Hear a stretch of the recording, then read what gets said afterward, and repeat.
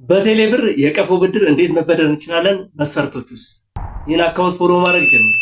በቴሌብር የቀፎ ብድር ለማግኘት ማለት ነው የቴሌብር መተግበሪያችን ላይ ከገባን በኋላ ወደ ላይ ከፍ ስናደርገው ቴሌ ዲቫይስ ፋይናንሲንግ የሚል አለ።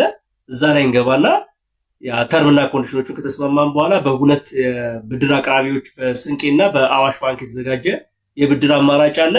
በ6 ወርና በ12 ወር የመመለሻ ጊዜ የተዘጋጀ የብድር አይነት ነው።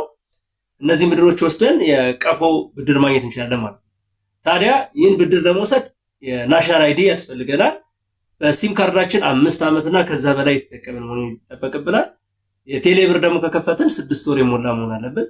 ይሄ ከተሟላ ደግሞ እንደገና የደንበኝነት ደረጃችን የቴሌብር ማለት ነው ደረጃ 3 መሆን አለበት።